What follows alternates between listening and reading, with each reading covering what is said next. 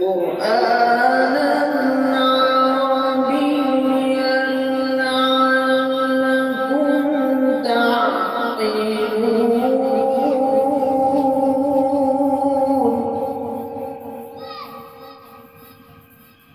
نحن نقص عليك أحسن القصص بما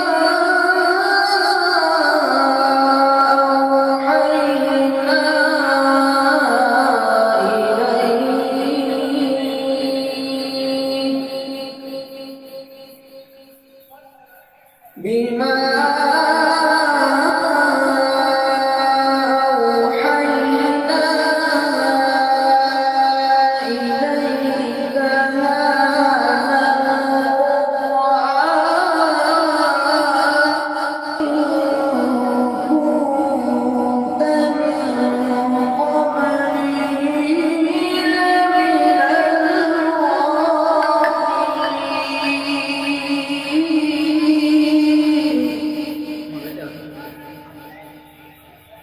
إذ قال يوسف لأبيه يا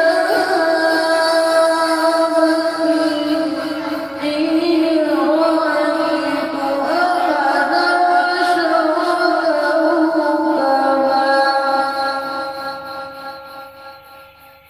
إني رأيت أحد عشر كوكبا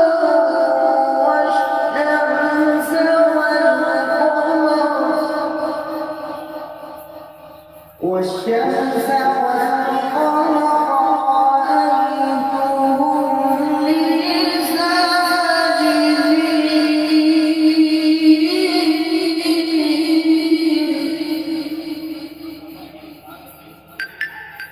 قال يا بني لا تقصص رؤياك على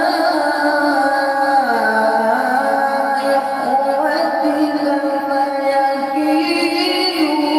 لك كيدا.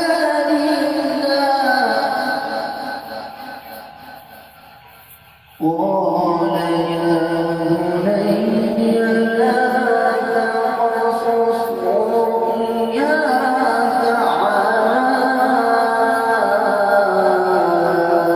رؤياك على إخوتك فيكيدوا لك